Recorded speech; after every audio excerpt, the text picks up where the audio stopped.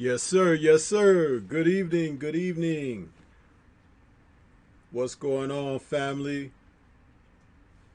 This is Stormybman, and I am back for another Friday night chop session for the evening of Friday, August 30th, 2019.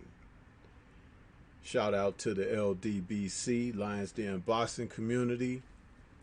Shout out to everybody that's out there in the chat that's decided to spend a little time on the Stormy B Man channel. Uh, and I want to say big up and shout out to the General 78 Sports TV for his record breaking evening. Uh, Salute to you, sir.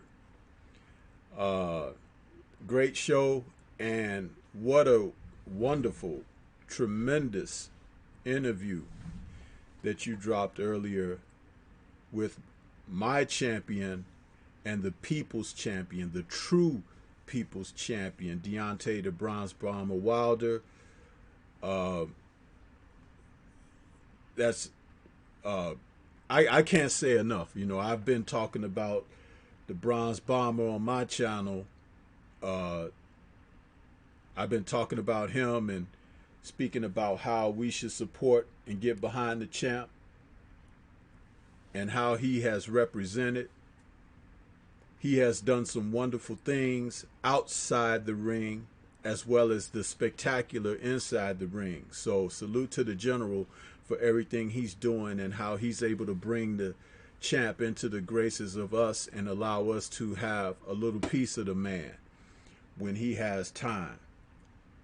So I just want to say that, and I'm glad that some people have come out to sit with Stormy B Man this evening. This is the Chop Session Friday night edition at episode number 24. You know, so I'm moving right along, almost at a quarter, percentage of my time I've been out here putting together these shows. And as you can see there on your screen, if you got a screen there, it's the broadcast coming from the shot. You understand? Because that's where Stormy B Man is. Huh? I'm a Chicagoan. Huh? And we be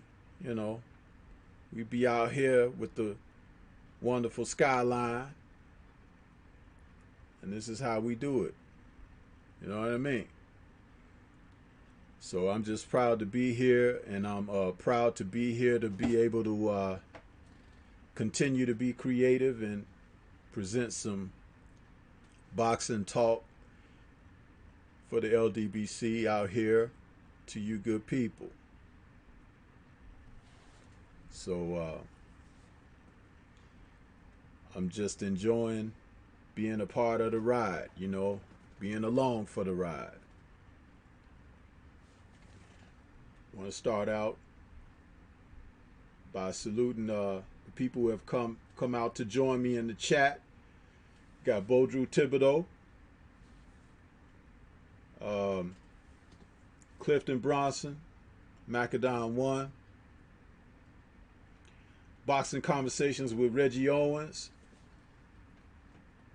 Macadon One. I said you, brother, and we in this thing, as Black Fight Fan would say. We out here, and I was thinking that this evening I would kind of present myself in a manner of which I could keep it a little bit light this evening.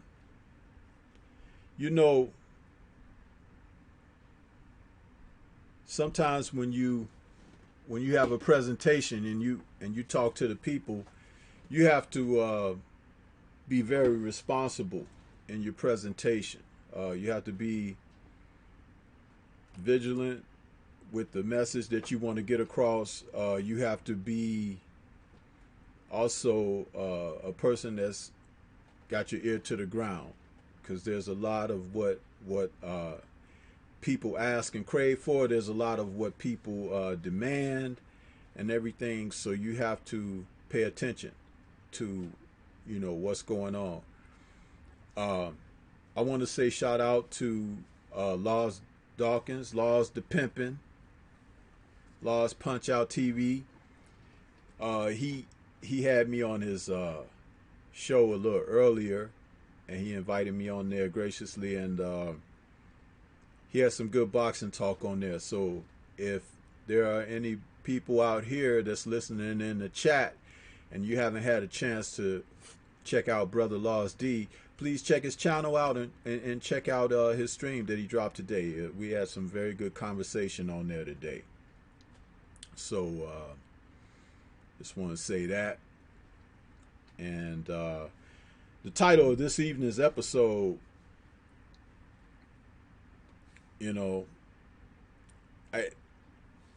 was kind of an interesting thing that I came up with. I called it "Whatever Happened to," and it's kind of like trailing off like that with a question mark, because as the state of boxing goes, we're seeing a lot of changes in the sport, and not all changes are good. We have some changes that are taking place where we're seeing the sport is getting a little bit away from the familiarity that I've known it to be. A spectacle of contention, challenges, avenging, opposing, people rising toward trying to prove themselves in this sport of man against man, one-on-one in that square circle. Today we're not seeing as much of that as it has been, and it's kind of like the theme of the show is to get into that discussion of whatever happened to these things, and kicking that off, I would like to say like something very simple. Whatever happened to the ring bow, And for those of you who don't know what I mean when I say the ring bow, it's like there was a time when championship fights and huge fights that were non-championship battles took place.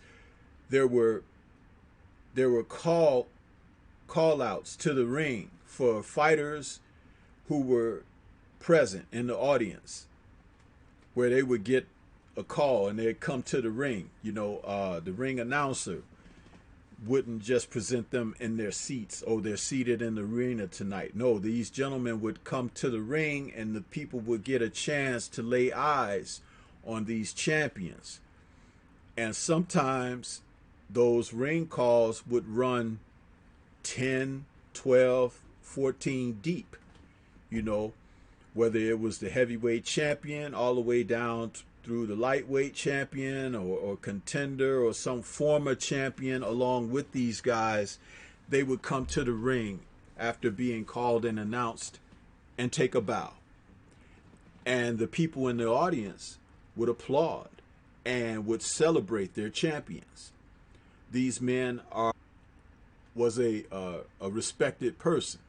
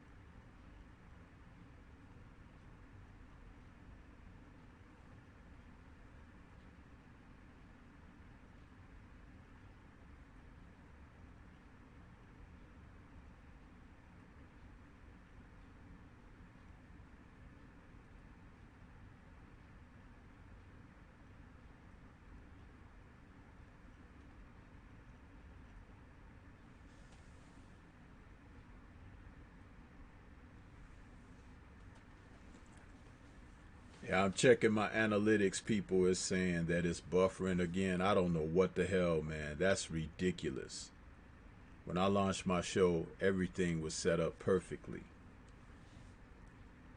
So it looks like, you know, something beyond my control again.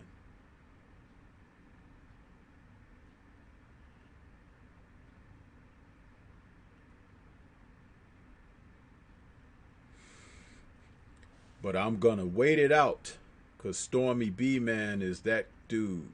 You know what I'm saying? Stormybman is a man who's gonna give you the quality that you deserve, you know. And I am here, you know. So I'm gonna continue to try to provide you quality. So just bear with me, people. I'm here. You understand? I'm here. We have a few more people who have fallen in, and I want to acknowledge everyone.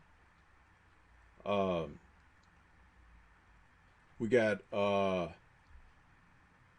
Mark Wunderlich. What's going on? Salute from Utah. Derek Bailey has fell into the building. Cursor is here. Dark Truth. Okay, Macadon 1. I said you already again, brother. King Louis. What's going on with you, King Louis? Welcome. Eric Jenkins and Denise Wards. What's going on, Denise? We got people saying hello to each other and greeting each other. We got Marlo's Corner in the building. What's going on, Marlo? I'm going to hit you up in a minute, Marlo. And yeah, I just wanted to say and acknowledge for the brothers and sisters who have come in.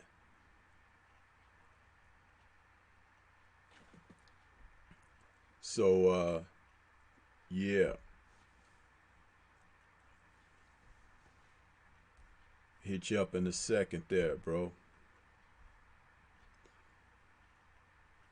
But yeah, talking about those fighters getting their ring intros. You know, that was an integral part of the sport, man. You know, being able to be called up there in front of an audience and acknowledged for your accomplishments in the sport. You know, being a present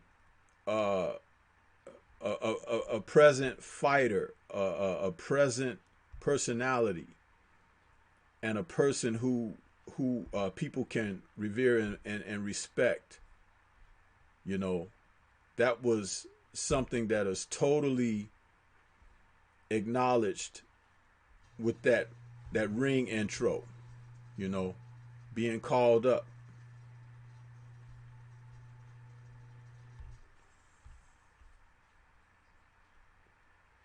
So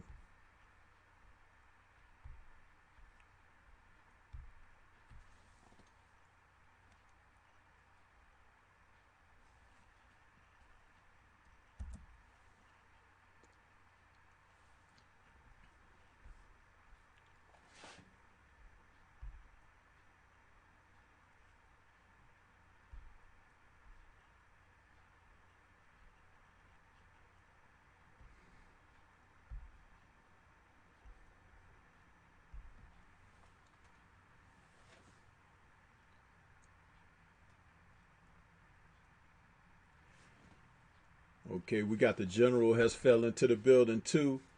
What's good, 78? He says, salute family. What's the Kung Fu movie homework of the day? Hey, champ, we haven't, tonight we talking boxing, bro. But the Kung Fu chop session, I haven't dropped that joint yet. And the next one is going to be called The Hand of Death. So bear in mind, 78, that's going to be the next one, The Hand of Death, with Tan Tao Lang, Jackie Chan, directed by John Woo, 1975. But that's not tonight's show. So we're still talking boxing this evening, and right now I'm the subject of the evening is whatever happened to, and we've got some subject that we fill in the blanks, that whatever happened to or remember the days of. So that's what my format is for this evening. And Marlo's Corner, if you're still out there, bro, that's all set up for you.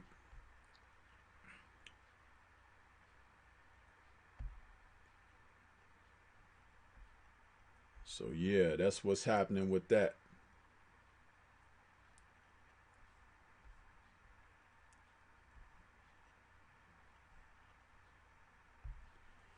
But that ring bow, that was an important thing. And some people may not think that was important. But because we're living in the day of television now, and everybody's able to, enjoy fast replay and fast news, everything very up to date. Back then you had to go to the fights to see your favorite fighter, even if he was just sitting in the audience. And they did take the time out to sign autographs and whatnot. It was one of those things that they would do, One of the things of yesteryear. And an important thing. And some people may not think that respect that came important along with but doing because that we're living in the day of television now. And mute your mic, bro. It was very important that you got a chance at those events to see the fighters and to spend some time with them. It was one of those moments, kind of like, it was like going to an autograph session. And they would do that in between the rounds. Not between the rounds, between the events of the evening. Especially if it was leading up to the main event of the evening. That's what you would see. And that's something that we would really embrace, but again, a thing of the past. But as we get ready to cook on these things a little more, I like to take a moment out and introduce a guest that's going to be on here with me this evening. Marlo's Corner. What's good with you, Marlo? Come on in, brother, and say hello. What's good with it, Stormy B? What's good with everybody? Appreciate you for having me, man. I'm over here getting my little station together. Yes, sir. Yes, sir. I wanted to invite you on here and give you a chance to talk a little bit with me. I know we had talked about doing this. And I appreciate you taking a little bit out of your busy schedule, man, because I know you be cooking over there on the corner, man. Much respect to what you got going over there, especially calling the fights with you and brother Trey X, man. Oh, yeah, it's all good, man. I told you I'd come through and chop it up with you, man. I'm here with you. Let's get it in. Yes, sir. Yes, sir, man. What I wanted to ask you, when you do the fights,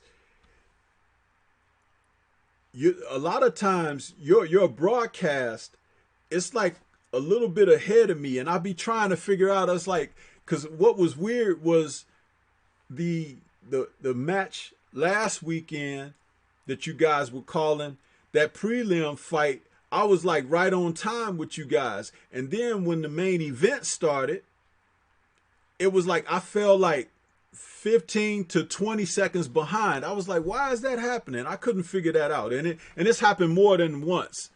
But I still be running with you. It's just that stuff happened a little bit before I see it sometimes. So if it's a knockdown or something, and I hear you say, "Get up, you son of a bitch," I'm like, "Oh shit, something happened," before I get a chance to see it.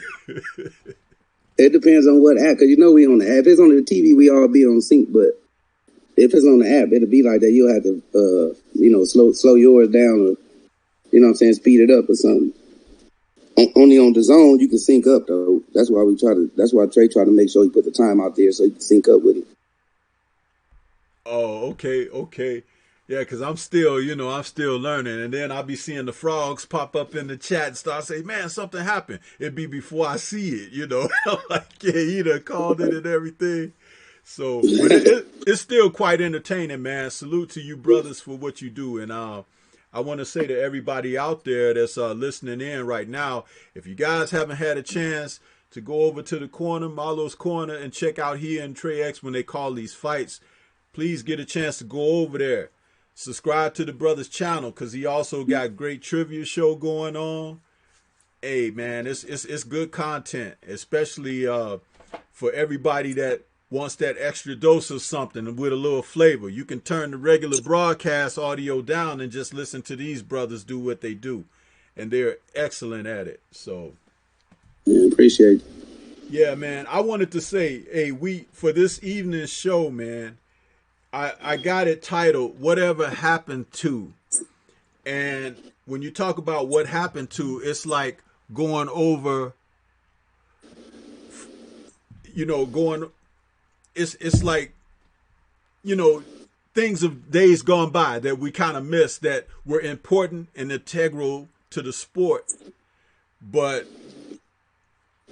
it's something that if you've been around long enough to remember certain things, you remember it was a certain amount of class that went with the sport. Yeah. You know what I'm saying? Like whatever happened to fighting your mandatory, whatever happened to fighting the person that deserved it.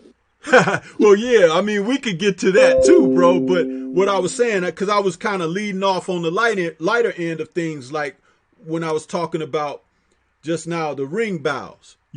Fighters being called into the ring to take a bow before the audience, right before a main event or something like that. This gave you a chance to see all of these great fighters. You know what I mean? From various championship belts and everything. When you had one champion. I mean, do you remember some of that? I don't really remember the one champion, but my memories of the champion, whoever was next in line was willing to take it. It wasn't no who you fought, you know what I'm saying? Or he don't deserve it type thing, you know what I'm saying? It was who in line, man. That one belt, that go back a little too far, but that's why I'm a fan of Undisputed. You know what I'm saying? Yeah. Yeah. Give us 1 second there, Marlo. I know Brother Hyphy, he wants to come on in here for a second. He's got something he want to say, and I'm going to send him this invite so he can come on. Hyphy has always been my right-hand man out there. Come on in, Hyph. What you got to say, bro? When you get a second, just come on in.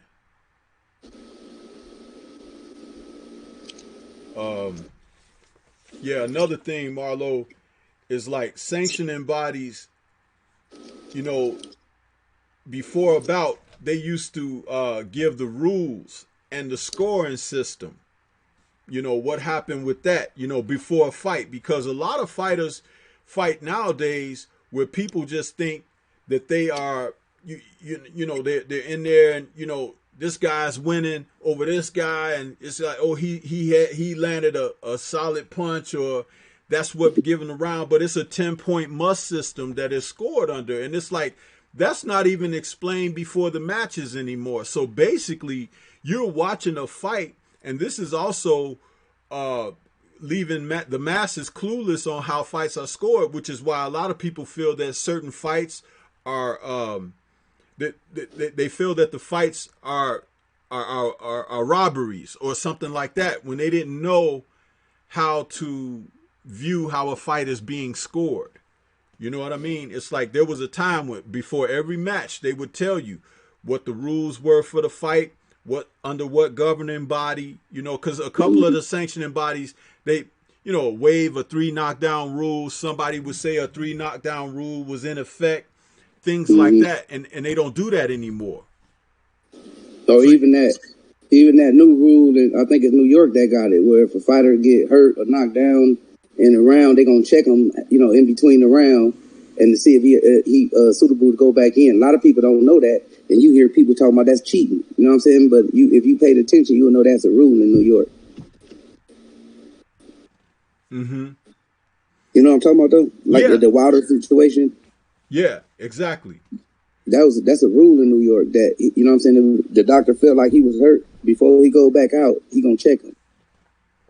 And you heard people saying that was screaming cheating, foul play, which I'm like, man, but that be like you said, that go back to not telling them, or you got a lot of biased commentary. Like a lot of stuff don't matter to them because they get pushing an agenda already. You know what I'm saying? So they take this and that away to make their agenda a little bit more believable. You know what I'm saying?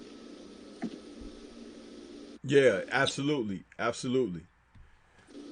Okay, we got Hyphy in the studio now. He wants to come on just a second. What's good, Hyphy? What's up with you, brother?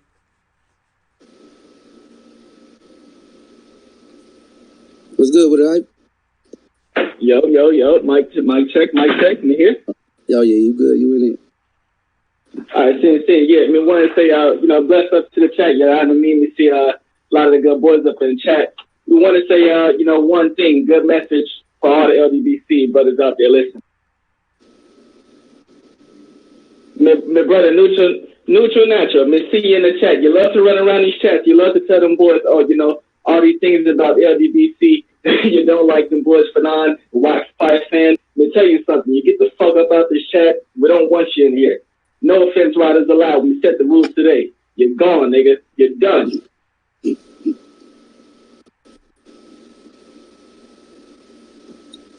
But yep. You heard him. That was that you heard him. Hey, that's Hyphy is like the man that runs these things behind the scenes. You know, he helps me out on the channel. So there was something that was put out about that. So I'm just continuing on with the show. I let my mods handle their business, and Marlo and I will continue to cook.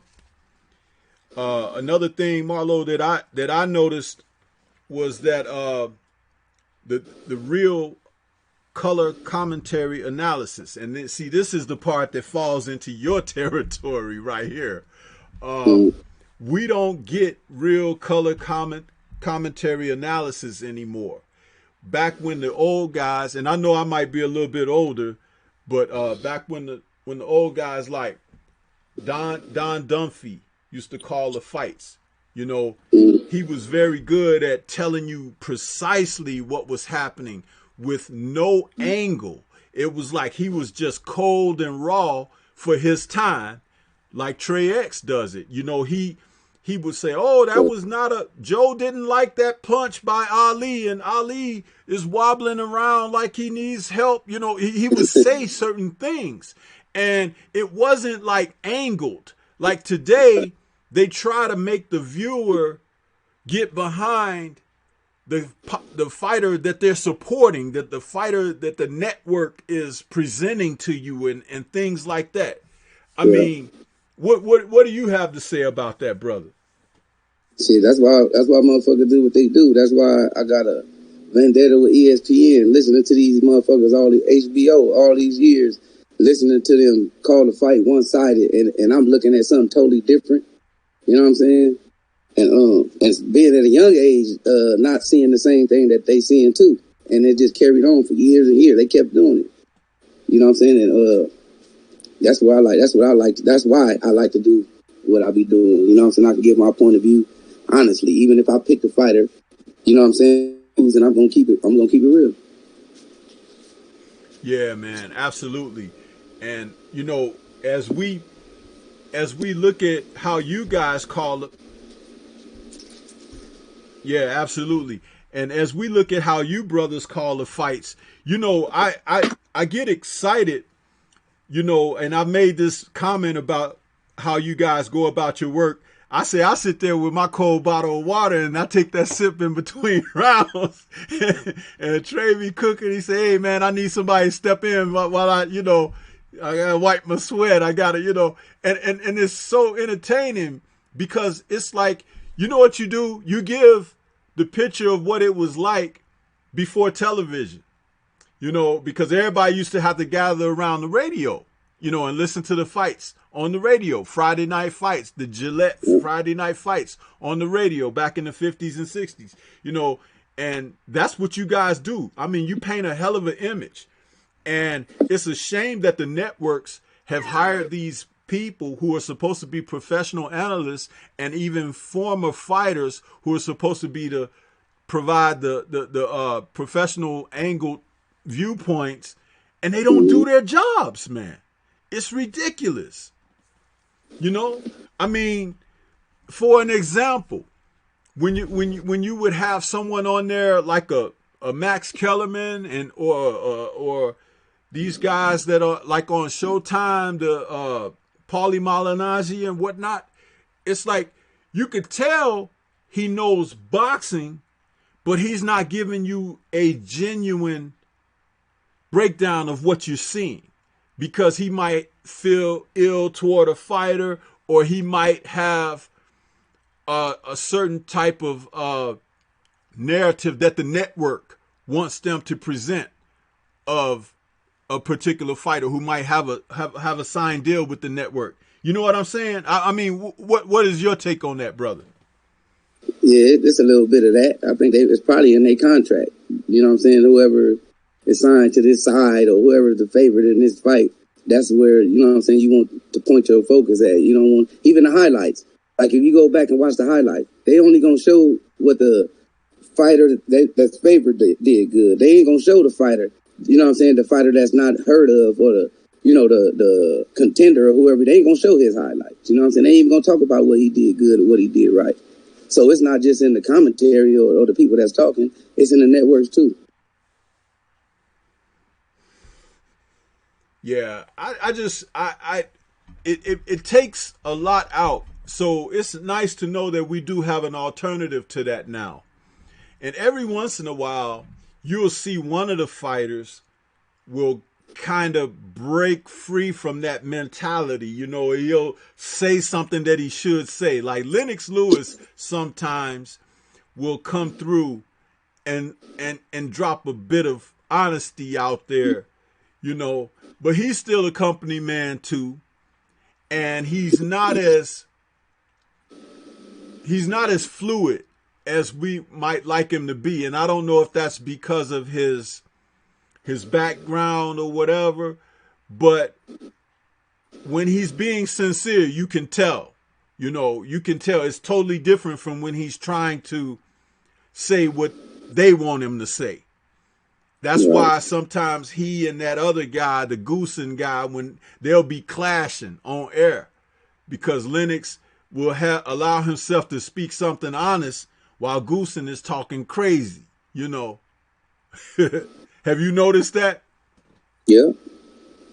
But it's hard though when you got a contract with these people. You know what I'm saying? It's a fine line. You know what I'm saying, that you want to walk. You feel me? You might want to show the people that, hey, I'm not really like this, but you know what I'm saying? Like you try to throw some hints out there that it's, you know what I mean? This is what this is my job, That's what I'll be taking from some of these fighters who be trying to, like, what's the name, for instance, Andre Ward. You know what I'm saying? He said one thing, you know what I'm saying? Then he said he understand. You know what I'm saying? So you got to take it how, you know what I'm saying, how it's work. He can't just tell you the exact meaning of what's going on. I doubt. Absolutely. And let's see, it's trying to take it back to the chat for a second.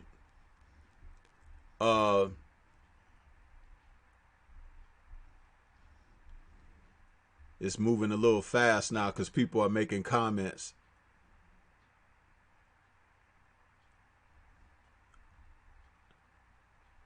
I'm getting past those comments about what Hyphy said. Macadon 1 says Trey X is the truff. Truth. I'm sorry. He spelled it Truff. Trey X is the truth, he says. Macadon 1. And Derek Bailey says, going way back, Stormy, with Don Dunphy. Yes, sir. You see, I ain't ashamed to tell my age, brother. You know, but that's why, you know, when I'm talking about what I'm talking about, I kind of know what I'm talking about because that's part of history there. It's not just me whistling in the wind, you know. And Boxing Conversations with Reggie Owens says, right. Derek Bailey said, facts, Stormy. You don't even have to watch the fight when Trey called the fight. Eric Jenkins says, talk that talk. It's fire. Macadon says, that's why I'm on the OG's channel. Learning, bruv. And Boxing Conversation with Reggie Owens says, them brothers at Marlo's Corner be rolling with the commentary. Eric Jenkins says, understood, the narrative is what and why Marlo's Corner, 78, Blue Blood, and you are our narrative. Truth. Thanks, Eric Jenkins, and salute to the other brothers who are doing their things as well that you just mentioned. Clifton Bronson says, folks be looking at me crazy when they hear Trey X and Marlo in my whip in Walmart under them cars. I bet they do because Marlo and Trey be cooking, man. They be like, what the hell is that you listening to? Mark Wunderlich says, that is why I say on Marlo's Corner, I'm watching the fight like a blind man. Christopher Jornay says, salute Stormy B, man. Macadon 1 says, right, Mark. Trey paints that picture like Picasso. You heard me? Clifton Bronson says, I'm in front of the era of books on tape and I multitask. So the corner is right up my alley.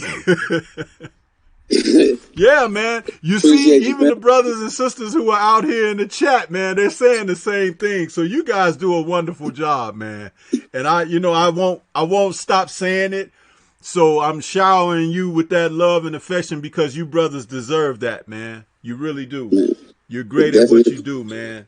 And I'm glad I'm glad to know you, man, because when you do something like that and people have a feel for it and a love for it, you should be celebrated, brother. And that's what we should do. We should celebrate one another. You know, that's my philosophy, you know. I appreciate the love. It's always fun too, fam. Always fun. Never a dull moment. Yes, sir. Clifton Bronson says, snap on the petrol and check engine light is on are classic lines as a mechanic. And Christopher Jordan says, salute at Derek Bailey and Macadon 1 was good, my brothers. And Trey X, I guess y'all done spoke me up in this motherfucker. Laugh out loud. Yes, sir. Hey, and I don't, man.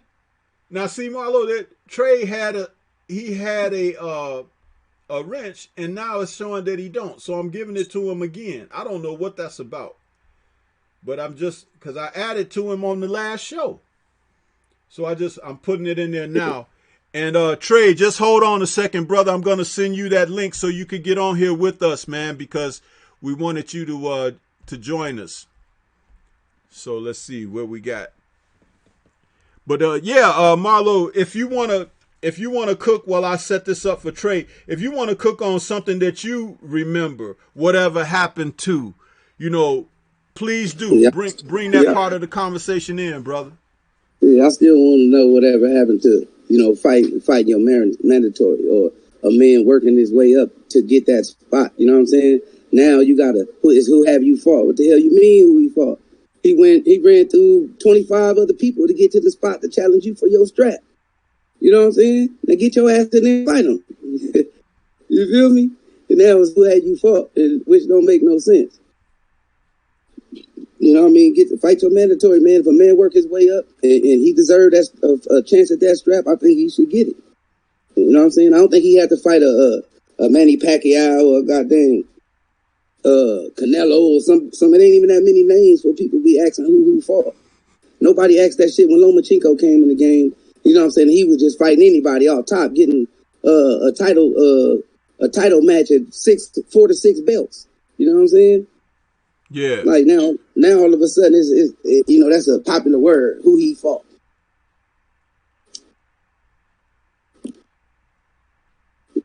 You know what I'm saying? He's the number one contender for your strap. You know what I'm saying? You about to be the person he fought. You know what I'm saying? Get your ass in there. Stop it with the BS. Absolutely, man. That's like a big thing going on right now around boxing. Even the commentators and them be saying that.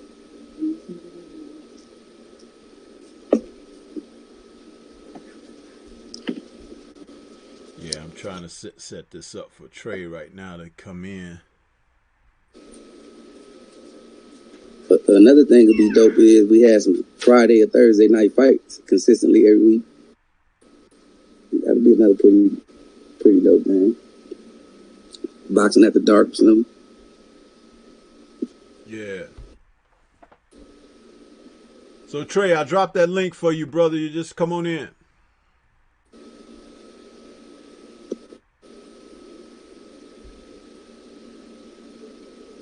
So as we go back to the chat, let's see. For real, Eric Jenkins. Be hyping them up and get smashed on.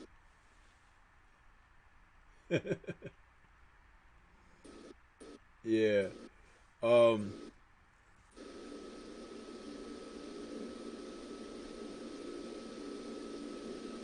Let's see what we got.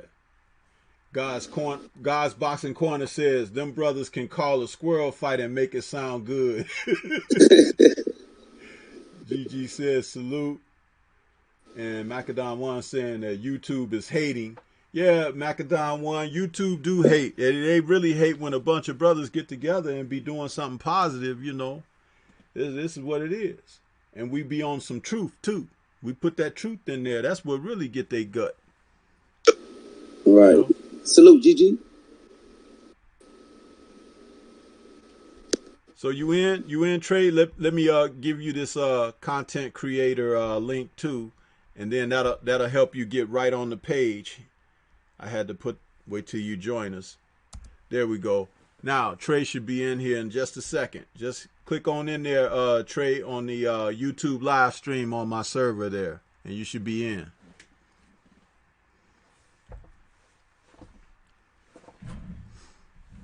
So yeah, get the brother in here to join us. Finish talking this good talk on the sport. Another one of those things that I noticed, Marlo, is that fighting for the right to challenge champions and rematches for revenge or avenging losses and things like that. That's another thing that we don't see, you know, and that's something, a thing of the past. I don't know why, but we're not seeing that like we used to.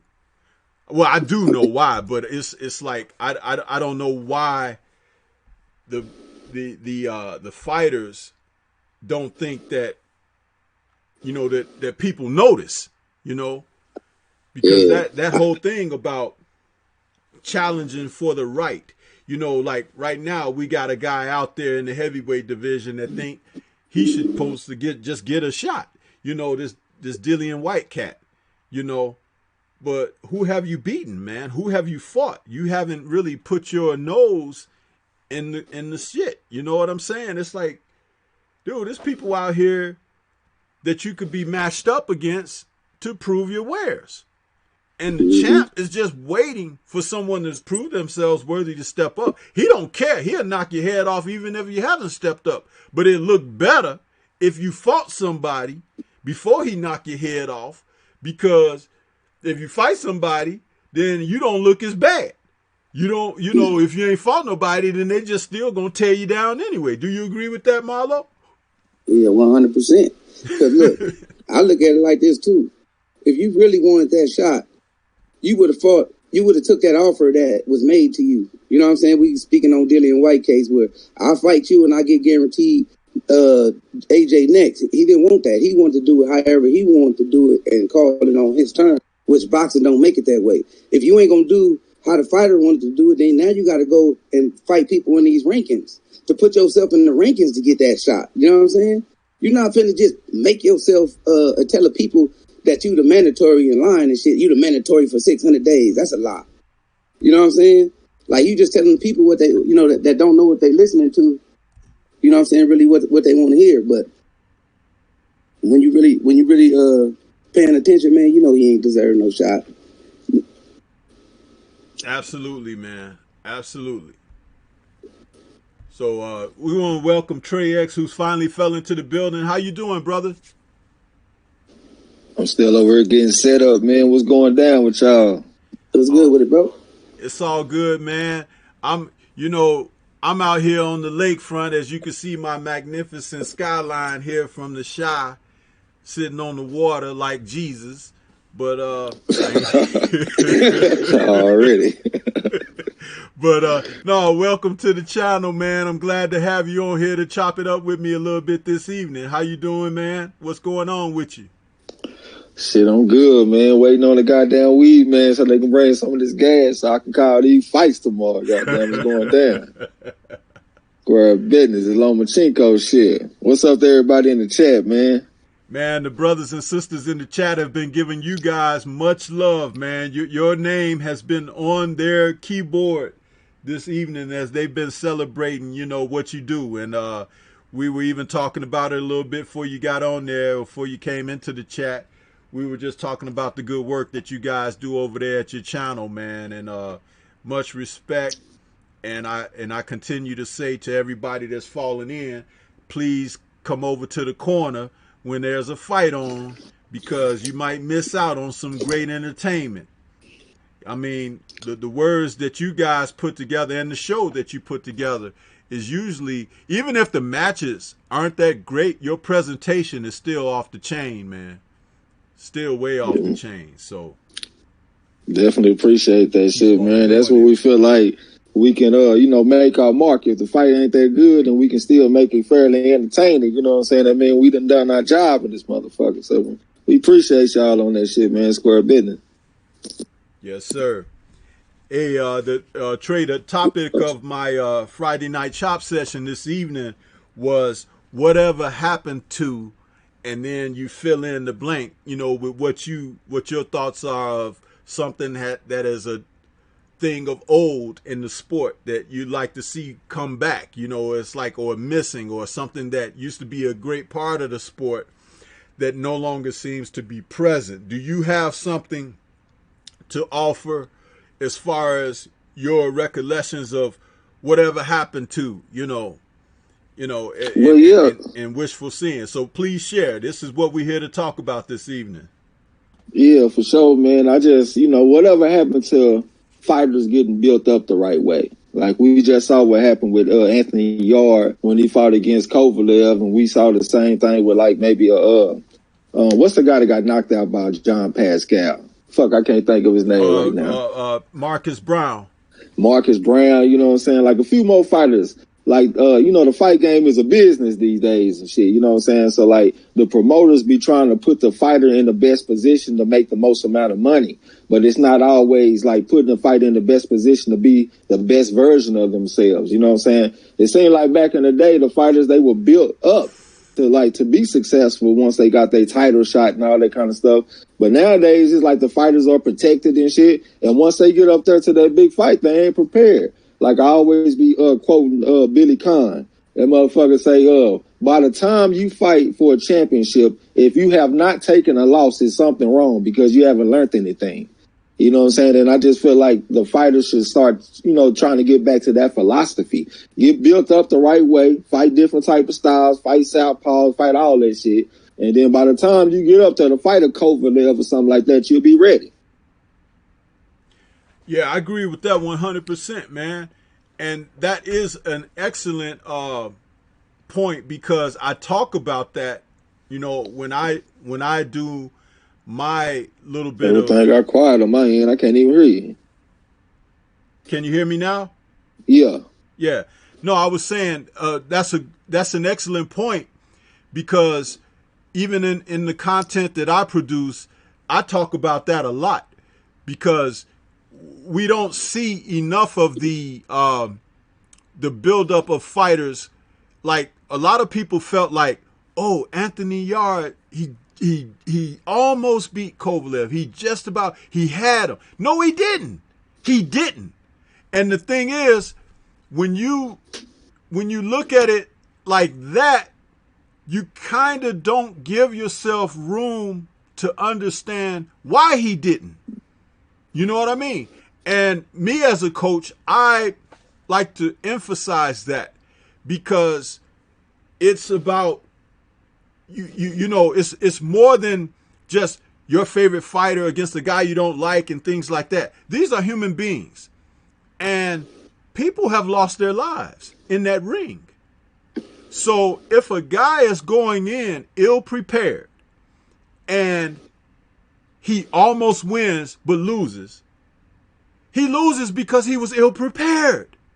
You have to understand that that is what you take out of that. But not just take that away, but you want to understand that you don't want a guy to go in ill prepared. It's different if you went into the gunfight, you was fully loaded and locked down, and so were they, and they got the jump on you. That's different. But just like if you got the bead on the other guy and you got the better of him, that's still, you know, hey, it's his misfortune, but you got him. But if he came with a knife and you had an AK, I mean, come on, it's a mismatch. You know what I'm saying?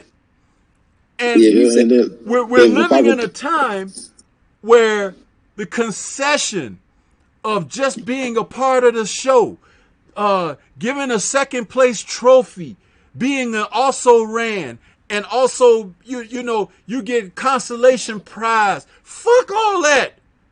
You're fighting for the championship of the world. It's supposed to mean something. It ain't no fucking consolation prizes, man. It's like you win and then you fucking lose. I said that on another show. It's like you don't hear nobody talk about the fucking winner. You don't. You hear them talk about the winner. Now, when you hear them talk about the fucking guy, it's the fucking loser. You see? Yeah. It's not semantics. This is real shit. Because if you go into a test, an exam, and you go in ill prepared, more than likely you gonna fail. And if you happen to not fail, you pass by the skin of your teeth. Or you almost pass. Well, almost didn't mean you did. Huh? Yeah. Hey, this boxing, man, experience lost that fight. Ain't no almost. Exactly. And the lack of it. The lack of it. I want to piggyback on it because, like, both those fights, like that Kovalev had with Andre Ward and the fight that he had with Anthony Yarde were kind of similar to me because both of them had Kovalev hurt in the 8th round. You see what I'm saying? But Andre Ward was 115-5 as an amateur. He was undefeated in international competition. So he had a lot of experience on his belt. And that ain't even included all the shit that he did as a pro. You know what I'm saying? And then this motherfucker Anthony Yarde, he had 12 amateur fights, 18 professional fights. He just didn't have the experience. And you see what Andre Ward did when he had him hurt. He went straight to the body on his motherfucking ass. But Anthony Yarde didn't have that experience to be thinking about going to the body. And I thought that was the major difference in their performances against Kovalev. Yeah. But hold on. Check this out, brother. I'm going to add to what you said and really turn the scope of their foolishness. And when I say their foolishness, I'm talking about the Yarde camp and Yarde. Remember they were talking about how they were better than Andre Ward, right? Yeah. Okay. Now that's a fact. They were talking about, oh, we're gonna show the world, show Andre how he should have handled his business. Now don't forget, Andre Ward won twice.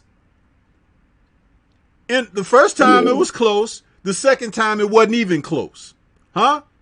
Now, check this out. He gave them the fucking blueprint and they still didn't follow it. Now this is what you call insanity. He gave them the fucking blueprint and they didn't even follow it. They didn't even emulate it. You know how motherfuckers, when you was back in school, I always like to use back to school references because as a coach, it's about teaching. When you were in school There's always a motherfucker that wanted to copy your homework when you did yours. He didn't care if you got yours right or not. He just know he didn't do his, and he just wanted to copy from somebody. Okay?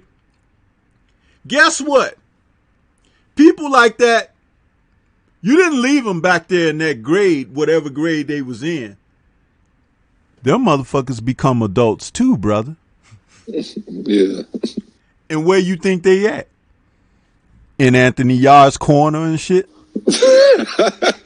You see what I'm saying? Then what I'm telling listen, the blueprint was fucking there. They didn't even know how to copy that. Yeah. We don't spar. He told him blow his load in the 8th round. Oh, dumb we don't spar. Huh? But they got lions in the camp. Right. No, they got liars in the camp. See, because this is, and listen, I'm not trying to make fun of them, even though I keep a little of it humorous, but I'm pointing out the shortcomings of why this is important, because if you just wanted to make some money, you can make money without getting your head bashed in. You know, there's an easier way. Hey. But if you want to be a world champion, and I said this in another show, that toolbox that you bring, it's got to be full of craftsman tools. You got to have your left hooks, your uppercuts, your jabs, your feints. You got to have everything in there. You can't show up on fight night in a world-class fight against a multiple-time champion with a box that's empty, with the exception of when you open it, it ain't shit in there but a mirror. Huh? Hey, I look at it, blowing your load is like emptying out your last clip in the middle of a war. What the hell you want to do that for? You know what I'm saying? You at least want to take some motherfucker with you. You can't be going out there blowing your load. You still got rounds. Pick your points. Find your moment and explode. You know what I'm saying? That's what Wilder coach tell him all the time, man. Find your moment. He ain't got that one punch knockout power like Wilder though. You know what I'm saying? To have that type of mentality. He just knew that his fighter was dead tired, and he just wanted to just try to make something happen. You know what I'm saying? But like as far as building up fighters and shit though, like I think some people, they underestimate what you can learn from somebody from fighting them. Like think about that motherfucker Sam Langford. He fought against Joe Gans when he was a very young fighter. I think Sam Langford had like 30-something fights. Don't you think he learned something from Joe Gans? Think about that motherfucker Jack Johnson. He was locked up with Joe Troinski, and he taught him a lot of his defensive skills that he was known for as a fighter and shit. That motherfucker learned a lot from fighting against Joe Troinski. You know what I'm saying? Even somebody like Canelo. He coming up fighting Sugar Shane Mosley and Floyd Mayweather. Look at the shit that he learned from them fights. You know what I'm saying? So like I just feel like the fighters and the people that move the fighter, they just be underestimating that shit, and they need to get back to that. Absolutely, man. A lot of people don't give Canelo credit for what he learned from Floyd Mayweather. Just from that fight. Because, you know, before Floyd Mayweather, Canelo was knocking out a lot of guys. Canelo learned on the job, though. He turned pro at 16, so he learned on the job. That's his thing. Exactly. You know what I'm saying? He's what we call a quick study. Yeah, he learned on the job. Yeah, he learned on the job. He fast learned. You get in there with him and you make a couple of mistakes, and then he be like, oh, and then he capitalized. That's how he knocked out my man. Just fought recently, the one who used to be trained by Ann Wolf. Kirkland. Kirkland. Yeah. You know, he saw that Kirkland went for damn near every feint, and Kirkland wasn't smart enough to not follow his eyes. And when he knocked Kirkland out, he was looking down at Kirkland's stomach and threw an overhand right on his chin. You know, It's the subtleties, man. The subtlety. Yeah. But look, I was just finna say the difference. Just the same fight though. When Kovalev had Yard hurt, you see how he didn't let it all out. He poked him with the jab, backed up off of him when he was on the ropes. You know what I'm saying? He waited his time. You know what I mean? If he wasn't gonna get the knockout, he definitely was gonna win the round. You feel me? Yeah. It's the other way around with Yard. He could have lost the round. He could have got knocked out, gassing out like that. You know what I mean? See, but that's the difference. See, Kovalev had 7 championship fights coming into that fight, and then this motherfucker Yard only had 1. Yeah. And I'm not sure if Yard ever went 12 rounds before. If he did, y'all correct me if I'm, you know what I'm saying? But I don't think he ever went 12 rounds. So that was just a difference, like we were saying earlier, the experience. No, he never went 12 that I know of. Yeah, that I don't think he ever man. went You know, 12 either. Like it's good to put the fighter in with a veteran fighter that's crafty. He might not have a lot of power, but he got a good chin that's very durable, and he can take the fighter some rounds, take him into deep waters and shit. You know what I'm saying? He ain't no threat to necessarily beat your fighter, but he can give your fighter some valuable experience and shit. And they don't do that no more. Right. Yeah, and remember, the old trainers used to feel like this. You haven't learned anything until you took a loss. Because the loss presents you with a circumstance where you have to overcome. You have to persevere. You have to turn that corner. You know, no pun intended. But you have to be able to persevere. What that setback was, that one, you learn enough from that circumstance that they can't get you with that one no more. You know what I'm saying? And that's what the old trainers used to feel like. You know, you're seasoned. Huh? When a guy gets up there with a title and wins a title, and he can't defend the title because he doesn't know how to deal with everyone that coming after him now. Because he was the Hulk when he was chasing and pursuing the title, but he doesn't know that a Hulk knows how to defend too. You have to learn that before you get to that stage, because when you get to that stage, you lose far more worse when you lose everything. Right, but some people ain't able to adjust even after a loss. You know what I'm saying? They ain't able to adjust, and if they can't adjust in the fight, it's a big percentage they ain't gonna be able to adjust in the loss. You know what I'm saying? But see, I'll tell you something. I will not concede that, and I'll tell you why. When you were in school, you failed tests before, didn't you? Yeah. You ain't ace every fucking test you ever took in life, have you? No But way. you came back, you pressed on, and you made it.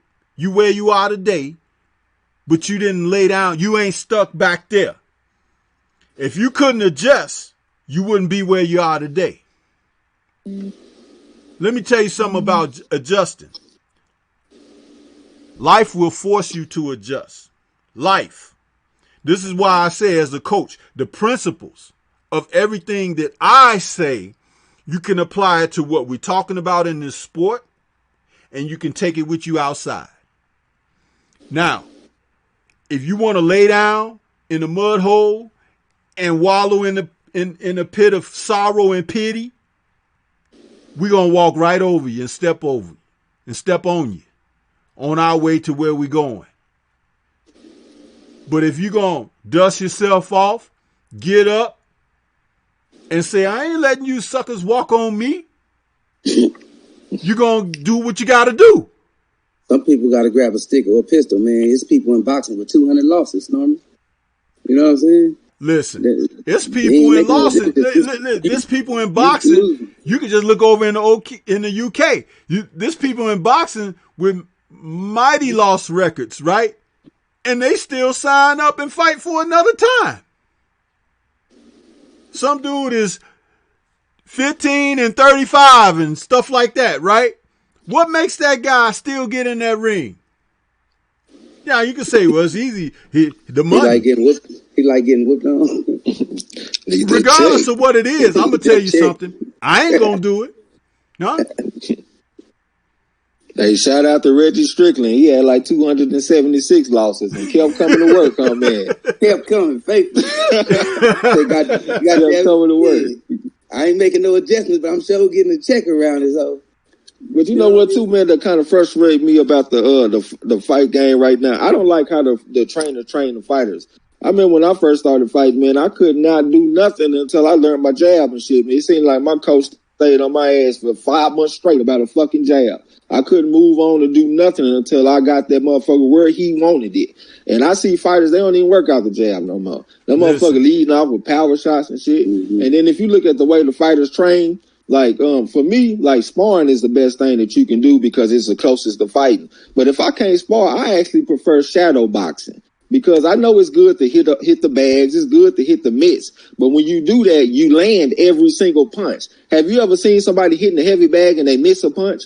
Have you ever seen somebody hitting the mitts and they miss a punch? But when you in the ring, every single punch that you throw is not going to land. So if you mainly focusing on hitting the bags and hitting mitts, you really setting yourself up for an unrealistic circumstance because you are not going to land every single punch that you throw. The fighters, they don't value the shadow boxing and shit the way they should. Like I think they accredit George Dixon for being the person that invented shadow boxing. He didn't do the shit for no reason. It's a very valuable tool. It's not meant for you just to go out there and throw a few punches and fuck around and then kind of warm up and then move on. It's an actual training tool that is underutilized in the game today. That's right. Shout out to La La D up in the building. What's up with it? What's good with it, Sid? You're absolutely right about that shadow boxing, brother. And I'll tell you something. You could shadow box for 12 rounds. Okay? You can shadow box for 12 rounds. And when you're in that ring and you moving around and you slipping, you're moving, you seeing the fight in your head. You're fighting an imaginary opponent, right? And the thing about that, what that does, you get into a rhythm of movement and activity simulated on anticipation. And the thing about it is, it keeps your mind sharp as well as your body. But see, some people don't understand that. When you said a moment ago about how the coach had you working for 5-6 months with that jab, I've done that. I've had people in the gym for months and months on end doing certain things, and they be like, man, I'm tired of doing this. I don't want. Just do it. I'm telling you for a reason. Okay? And the thing about it is the payoff is as sweet as honey, because I'm going to tell you, when you do these things, like you saw how Yard was trying so intensely to land that check hook early in the fight. Remember? He was throwing check hooks like a son of a gun. Yeah, I remember calling them punches. But he didn't throw no damn jabs. Huh? He didn't know how to set a check hook up. And really it was that lead level hook. Like when you throwing your lead level hook, you set that up off the jab. You know what I'm saying? Like you can set up. Yeah, it's really that lead level hook. You can kind of set the check hook up, but your check hook is really relying on your opponent coming to you. But you can set that lead level hook up by working off your jab, because when your opponent try to parry that jab, it's going to open up the lead level hook. And a lot of these fighters, they see that shit in Floyd Mayweather and Roy Jones Jr. The lead level hook is one of the prettiest punches in boxing, but you got to set it up first. And these fighters, they want to go for the highlight reel type shit instead of setting up the highlight reel. You know what I'm saying? Right. Absolutely. And I'll tell you something. The way he was throwing the hook, he was backing, like trying to back up and get the guy to walk into. It's like, this man is a world champion. Dude, that's not going to work. Hey, salute to my man Ryan X, the champ in the building. What's up, boy? Joseph Brown, all y'all motherfuckers, man. Salute, man. Yes, sir. Yes, sir. I ain't mean to cut you out, man. I just saw the peeps up in the building, you know what I'm saying? No, it's good, man, because you know what? As we talk, you can shout the people out. They love that you guys are on here. I see it. We got a lot of people in the chat. They engaging. They liking you. You brothers are on here with me tonight. So it's fine, man. Let everybody know. But I will say this about, and it could sound to a layman that like I was like coming down harshly on Yard. I'm not. But the thing is, he didn't even have to be knocked out in that fight. He didn't have to be. But they didn't know what to do. And that's like, okay, you done got to the last couple of chapters of the book, but the pages is blank. You see? What you gonna do? Write your own story in to finish it? But see, these are the kind of things that I'm talking about, because a lot of people don't think in that manner. People don't think beyond what's right in front of their nose anymore. And that's why it takes and requires a good coach and trainer in your corner, because that's going to be who rides you through. Now, I said this about Kovalev. Anybody except for Buddy McGirt on that night, Kovalev gets knocked out. And do you know why? Because in the 8th round, when he suffered the damage that he suffered, he was gassing out himself. And the things that Andre Ward and Elida Alvarez exposed in him could have come right back out in that next round. However, Buddy McGirt got his ear and let him know, you keep taking punishment like that, I'm going to stop it. You understand? Get back to your jab, reestablish that jab, stick and move, get your shape back. You're going to be fine. You just do what I'm telling you. When he told him he was going to stop that fight in front of his hometown, his fan base, his countrymen, and all of that, Kovalev was like, no. That woke him the fuck up. Huh? Because... And you know what? Another thing, too, that's underrated about that situation is that some fighters, they don't understand active rest. Like, that motherfucker Mayweather was a master at that. He could take a round off, but he could still win the round because he gives you that illusion that he working and shit. And plus, he's still going to be sticking a jab and shit out there. Right. Like a Larry Holmes or someone. Larry Holmes would get tired. He would just start moving and working the jab. So he's still busting you up even while he is resting. So that motherfucker Yard, he could have done himself some justice by taking a round off. But it's good to know how to take a round off, because you can actually take a round off and still win the round if you're able to use your jab and shit. I saw that from Kovalev. I can't remember exactly what round it was, but he got tired in that motherfucker. I think it was the 9th round, as a matter of fact. He was tired. Yard had jumped on him, and then Kovalev just started working that jab and shit. You know what I'm saying? And just controlling the fight like that. Actively resting, but still able to win the round. And I think that's a lost art with these fighters. Yeah, and I'll tell you something. I actually did a video on that about the jab, the using the jab, and the funny thing about that too is this: what you said is 100% correct, and people don't realize you could rest with using the jab. You could defend using the jab. You could keep yourself safe using the jab. This is called controlling the tempo of the fight. But I'll tell you something else. They don't spar. Yeah. So if you don't spar, you don't know how to take the round off doing these things. You just know how to hit the mitts. I can't hear you. Went quiet on my end. I said, if you don't spar, you don't know how to do these things. You only know how to hit the mitts. Mm-hmm. Huh? Slapping them mitts don't mean nothing, man. Mitts don't hit back. Exactly. And then most trainers, they don't even know how to hold the mitts anyway. You're not supposed to meet your fighter's hand. Boxing coaches that literally looked at books about boxing. They watch videos about boxing. They actually didn't box themselves. You know what I'm saying? So it's just saying the first.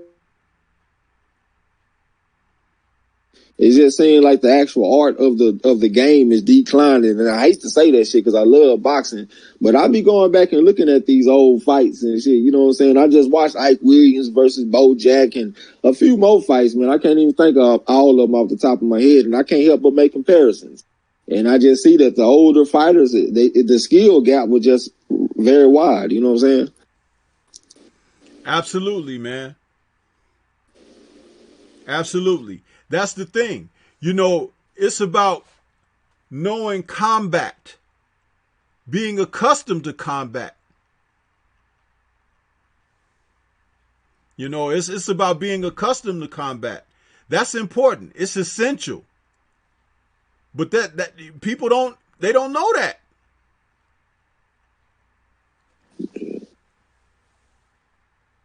I think Lala D say she down there buffering. Hey, Mark Wonderlick, I ain't even see them youths, man. I saw they played yesterday, but I ain't get a chance to watch them, though. I assume they won. You down there talking that shit. Yeah. I can see the comments. They saying that it's buffering or something, but I'm hearing you guys perfectly fine. Yeah, I can hear you. Hey, let us know if we still buffering this shit, y'all.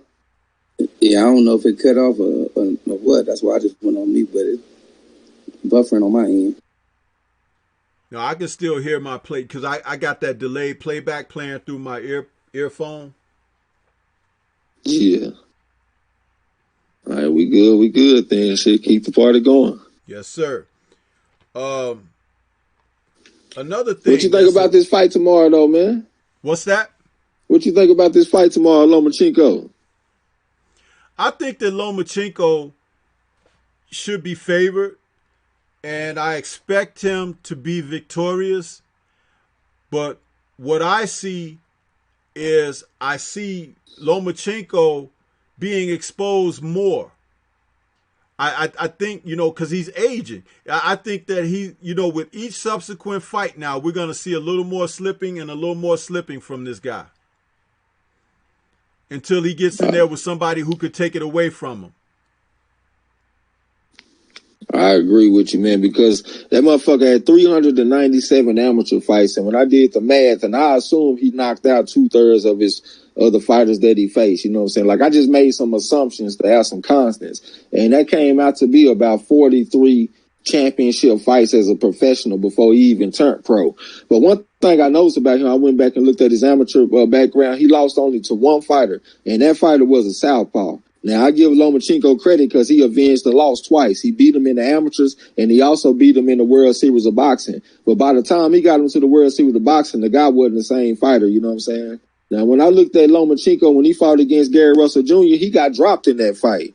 And the shit didn't count officially, but he got dropped in the fight. Marlo got the shit on video on our channel somewhere. We just got to go find that shit. And then Lomachenko, when he fought against Jose Pedraza, whenever Pedraza would switch southpaw, he was giving Lomachenko some trouble. Now, I posted the video in the Hangouts for my boys to look at. It's a video that Lomachenko shows all of his secrets. He shows how he pushes up the lead hand so he can go to the body. He'll pull the lead hand down and come over the top with hooks. He showed his step around move that we done seen from those Eastern European fighters like him and Usyk. And all of those moves were predicated on being against an orthodox fighter. Whenever he fights against a southpaw fighter, he won't have those moves available to him because the fighters just won't be lined up the same.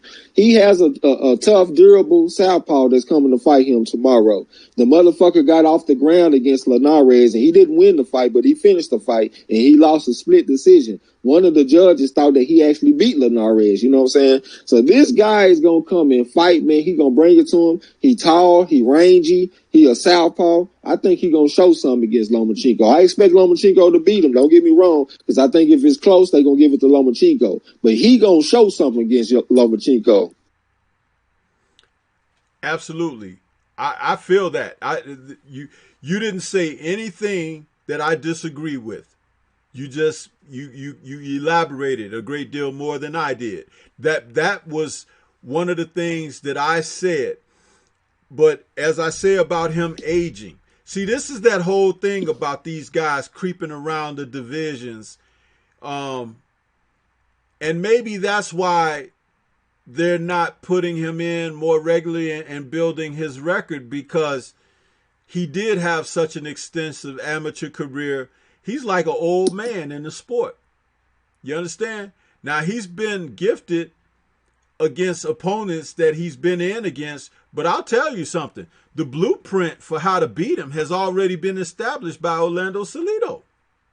Basically, the style is that thwarts that the style that thwarts what Lomo does well is to crowd him and not give him space and not give him movement and everything. You have to take that away from him. But experienced fighters know how to do that. You see, a lot of boxers may not know how to do that, but a lot of experienced fighters, especially a lot of the Latino fighters, because they know how to fight in close. They know how to be familiar with somebody. You see? And Orlando Salido got damn familiar with him. That's why he never wanted to revisit that. Right. You think about it like this. Oh, I lost to this guy, but even though I should have beat him, I think I should have beat him. Let me rematch him. He went so far away from the rematch, it's almost like they tried to erase that the fight happened. But I got the tapes. You know what I'm saying? Yeah. For real, we ain't forgot her, man. We ain't forgot shit. And the thing about it, like you said about this kid Campbell might be able to do the same thing. He may be able to put the pressure in a situation where Lomo ain't comfortable. That's the number one thing in a boxing match is to make the other guy uncomfortable. And typically the way you do it is put your hands on the motherfucker. But it has to be done in a strategic manner. You can't just go in there winging and doing your thing. It is done by setting things up. You see? And a good place to start is going to the body, because the motherfucker Salido went to the body. Jorge Linares was able to go to the body and slow Lomachenko down. And I really don't feel like Lomachenko belong at 135. I think he moving up weight class to just become more marketable, you know what I'm saying, by being a multiple division champion and shit. So I really feel like Bob Arum putting him in harm's way, because every single time he has a fight, he has to concede the physical advantages. He always gonna be the smaller guy, the shorter guy, shorter arms. You know what I'm saying? At 135, this guy Luke Campbell looked like a goddamn giant standing next to him. You know what I'm saying? So I just feel like, man, Lomachenko in a bad spot, bro. I think somebody at 135 is gonna catch up to his ass sooner or later. Absolutely. And then another thing about them Eastern European fighters too, man, like you talking about Lomachenko, old man. Hey, man, that's just the way they do it over there. Like Dmitry Bivol, he was 268 and 15 as an amateur. That motherfucker, Gozick, Alexander Gozick, he was 220 and 30. That motherfucker, Arthur Beterbiev, he was estimated at 295 and 5. Golovkin, 345 and 5. Like that's just the way they do it. Alexander Usyk, he was fucking 335 and 15. Like it ain't shit for them to have 300 amateur fights, 300 plus. You know what I'm saying? So they all kind of old men, so to speak, coming into the game. I think that he's actually at that 135 because he's trying to stay away from the real heat. You know, I just saw an interview. He's talking about if he win this fight, he'll go back down to 130 to fight Tank Davis. I just saw that shit. I'm not saying I believe him, but that's what he said on the interview. Montan Saldita said the UK need a win bad, man. They need a win. They need a win worse than a pig needs slop, don't they, man? Say, that motherfucker thirsty for a win in the UK, man. They ain't got nothing that liked it for a while now, goddamn me. Ever since Errol Spence went over there and took care of Kell Brook, man, I can't remember them folks getting a big win in the UK. Yeah, well, they're going to be without some big wins for a while because until they raise their game, man, they got to raise the game.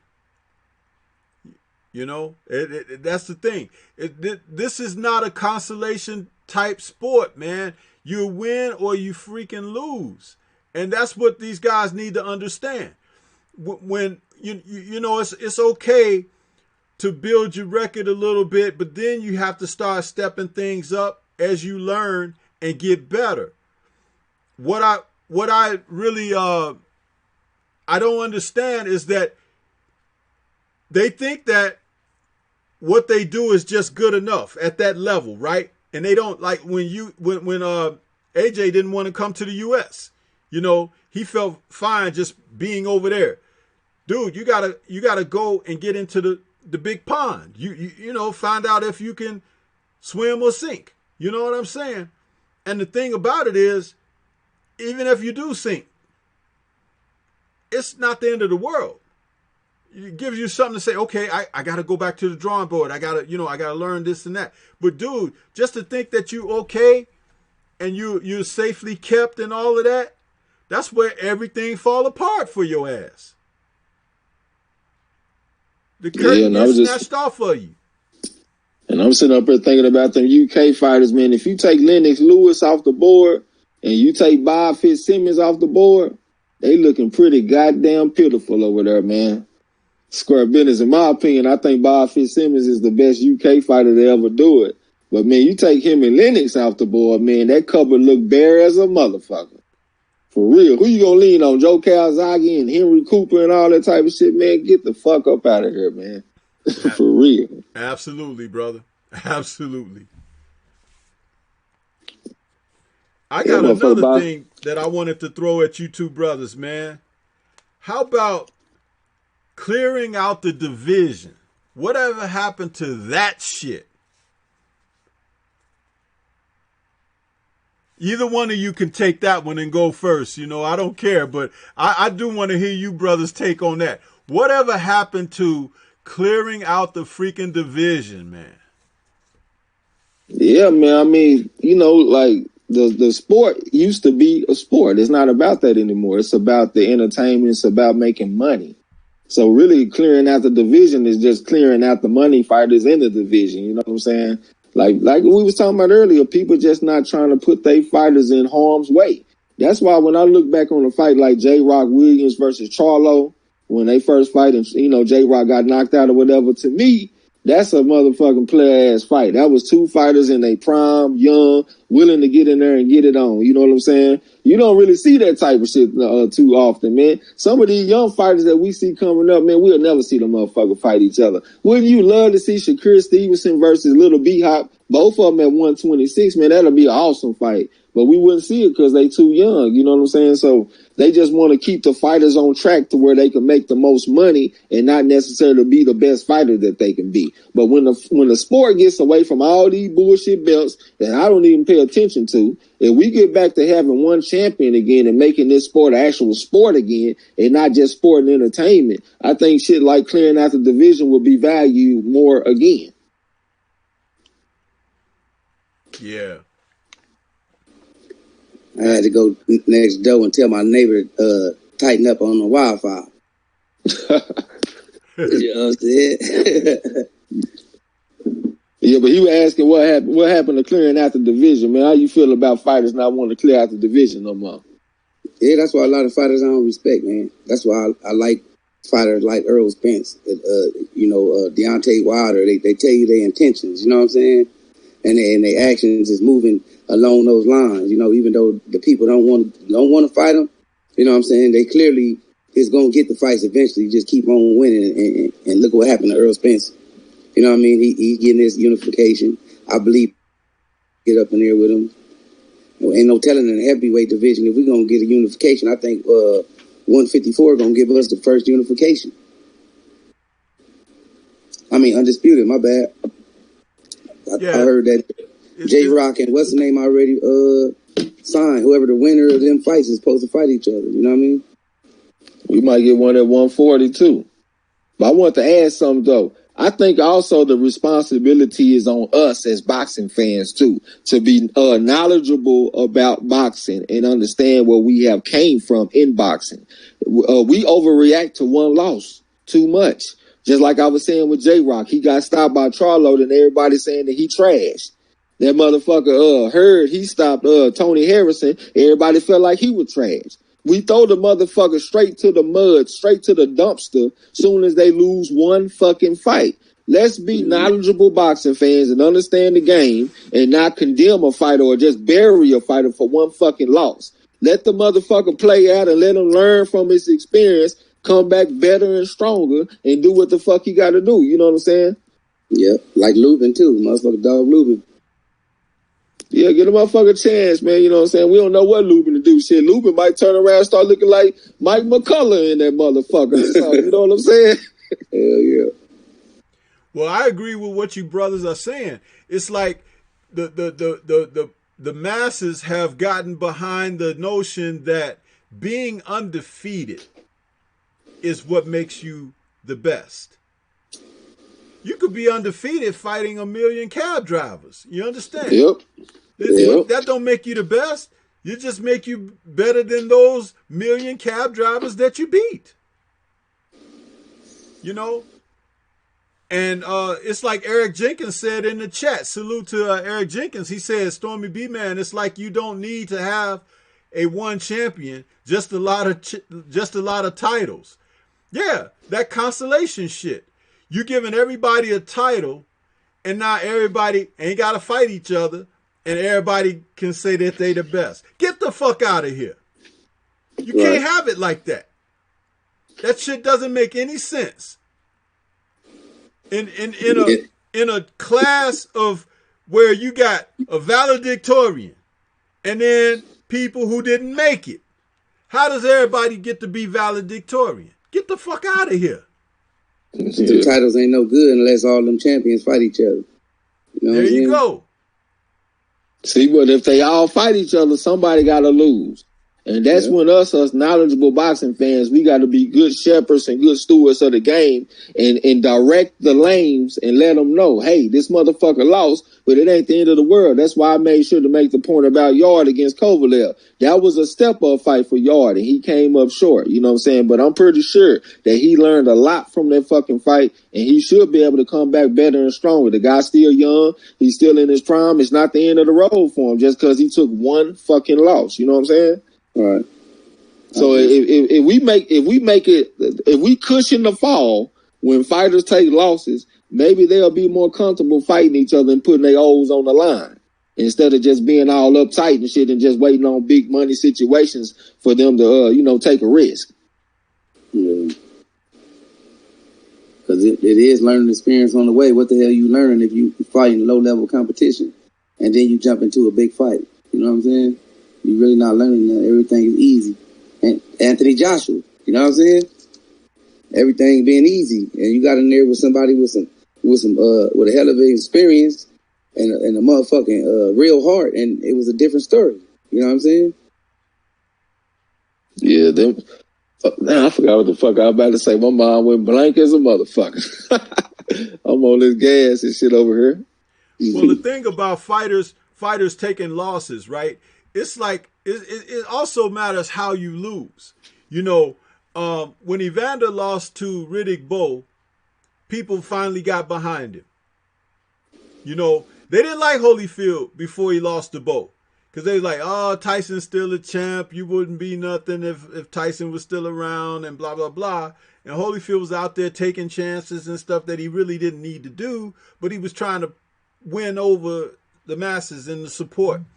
But when he lost to Riddick Bowe, it humanized him to people. And it made it like, oh, shit, he did give a valiant effort. He did try to fight back. Oh, maybe this guy is a little better than we thought. You see what I'm saying? And it's like it won people over. Next thing you know, Bowe became a villain.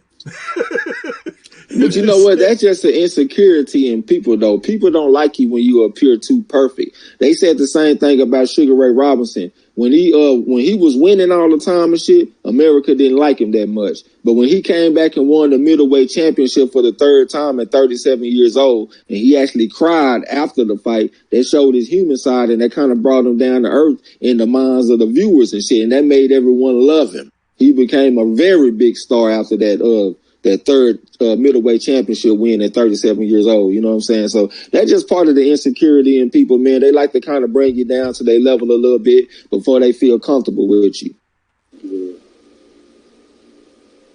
Yeah, but see, as a coach, like I said, my teaching factor in this is this.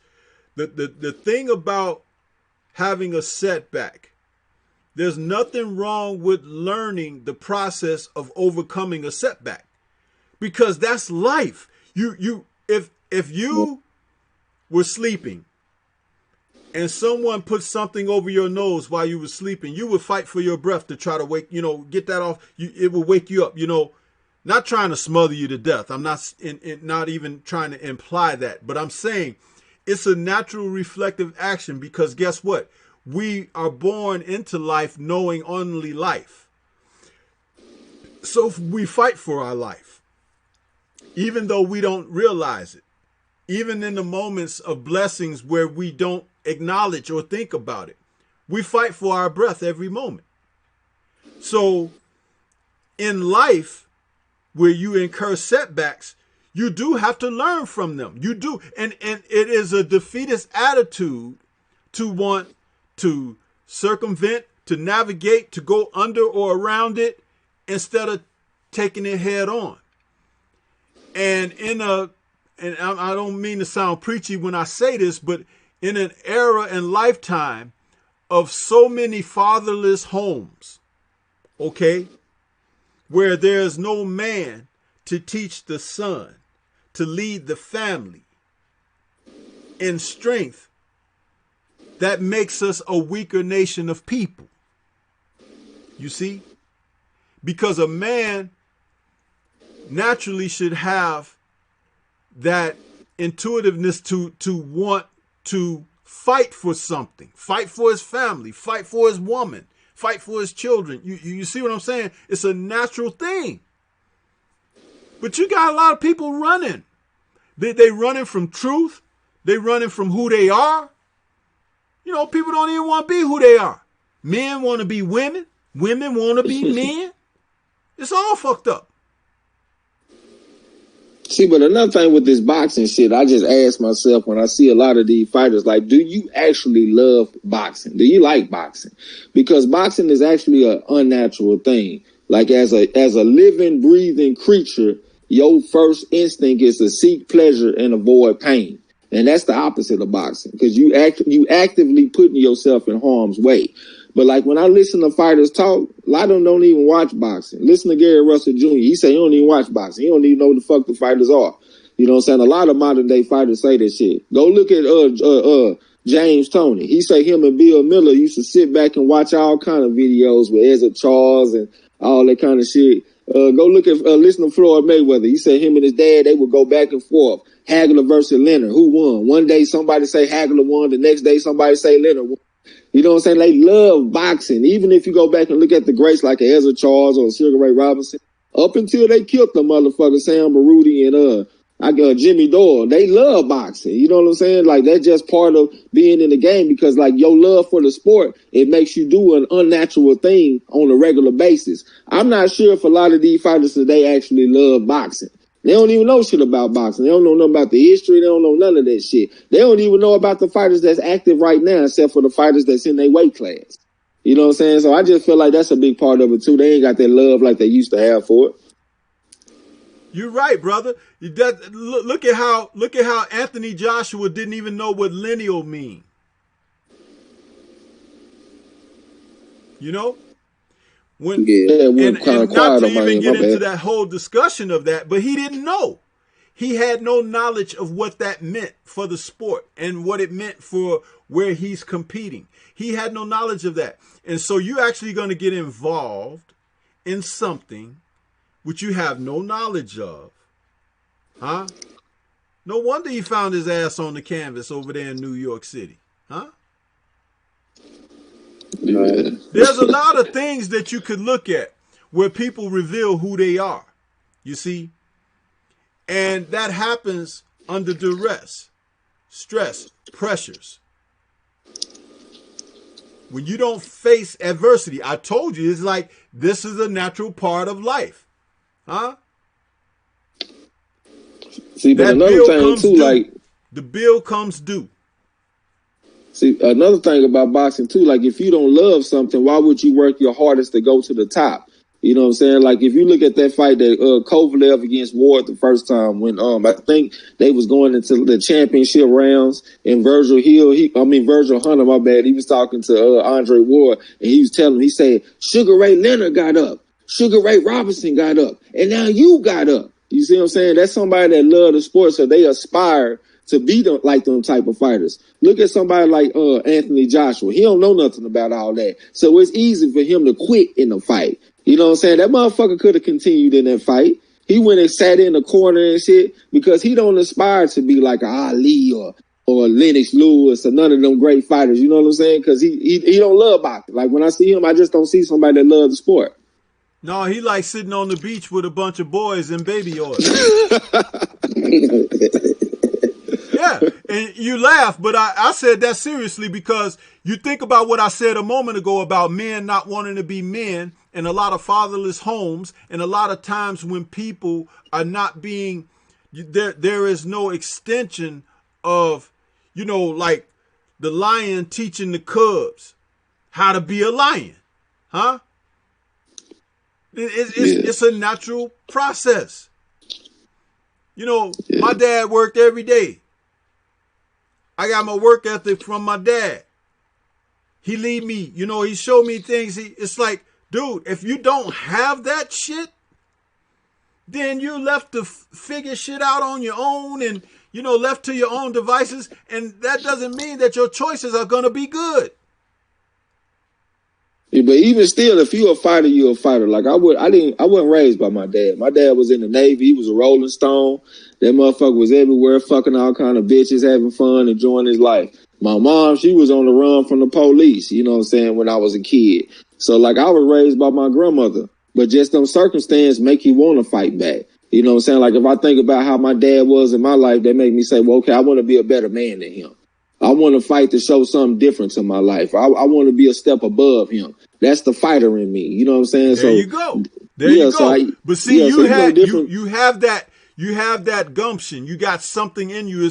It's a fighting spirit for that. But what I'm saying, when we apply it to the boxing, okay, it is like this. When guys don't understand why they doing what they doing, they got work to do.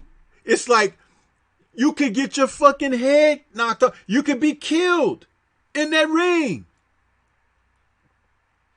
This is not nothing to play with. And the funny thing is, it's like people don't realize the shit. I remember in the later rounds of that fight with Yard and Kovalev. Kovalev was hitting that guy's face with the jab so often and frequent, he looked like one of them fucking double end bags in the gym. His head just snapping back. Just snap. It's like, dude, did you ever think to slip the fucking jab? To get out of the way of the motherfucker? It's like you just taking. I mean, damn. You see what I'm saying? It's like at some point, somebody got to say, no. This is not it. This is not how you do it. But here we are. I remember seeing, and to speak to what you said about the fighters like James Toney sitting down with Bill Miller and stuff like that. I had some stuff I wanted to say about some trainers, but I'll save that for another show. And I would like to maybe even have you brothers back when I talk about those trainers, because you two brothers are historians as well. So, what I wanted to say about Mike, all that. Huh? Yeah, I ain't gonna say all that. I ain't no goddamn historian, but well, I do know remember enough shit. you know enough to hold a conversation on the matter. I know that. So don't downplay yourself, bro. I know. I'll be listening to you. But what I wanted to say about Mike Tyson, I was so disappointed in him when he came back, after his time away, and he seemed to have no attachment to the fact that he was once a world champion, a revered guy, a feared guy, a fearsome guy. It was like a disconnect. And I was watching him in the corner, and these guys are talking to him, and Mike, you got to do this, and Mike, and I'm not talking about any particular fight, because there were a few fights where this was on display. And he didn't seem to retain anything. What the fuck happened to him? It's like, dude, did you really forget how you became a world champion? Did you forget that you were a world champion? Did you forget to act like a champion? It's like it just went south on him. Did you guys pick up on that? Because, and I would like to hear from both of you. I'll let both of you respond to this question, because it was one of the most damning things that I felt about him in his second career when he came back from being away. How did you guys see that with him? Well, to me, it just seemed like when he first started, like it was pure. He got Customato, he got Kevin Rooney, he got Teddy Atlas as his corner and shit. You know what I'm saying? Like, that's a hell of a foundation. And they was looking at him as being like the next great champion at heavyweight. And it seemed like that's what he believed in too, and that's the course that he was on. But once he got out of prison, it seemed like he was a broken man. He done lost years of his prime and shit. The motherfucker been in jail over this bitch Robin Givens. He done lost Kevin Rooney as a trainer. He got the Rudy Poo motherfuckers in his corner. It seemed like it was just more of a business for him once he got out of prison, and not really about the accomplishments and the accolades anymore. That's just the way I saw it. Right, I can piggyback off that. It just seemed like he had a dead end. Everything was falling. His foundation that he had was crumbling. You know what I'm saying? The people around him was either have been or started to taking advantage of him. You know what I'm saying? It's like he just gave up. He really just didn't care no more. He wasn't in training. He wasn't taking everything serious like he used to. And, you know, that could be detrimental. Shit, it's hard to think about championship belts when Don King charging you $10,000 for a towel. You know what I'm saying? Right. Motherfuckers. You getting screwed everywhere you look. You know what I'm saying? Yeah, man. Business.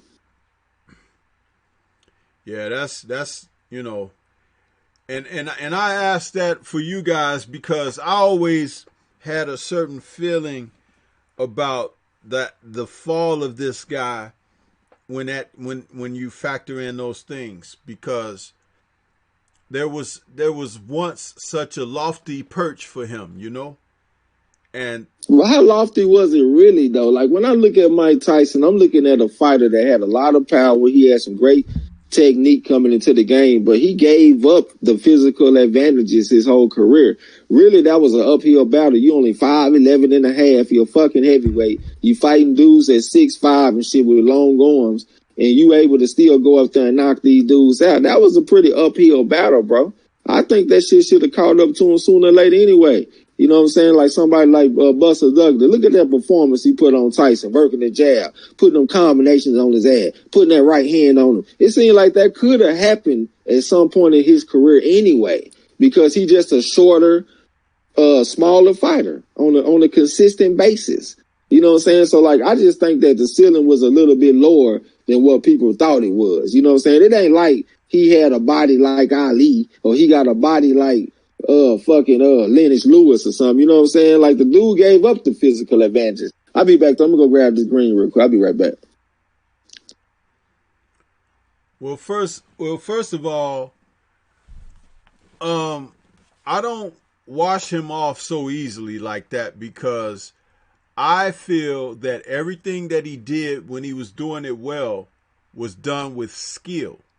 And it was done because he worked hard and trained, and he had an acumen that he understood the sport, he understood the opponent, and he understood what his advantages and disadvantages were. And he worked well behind that.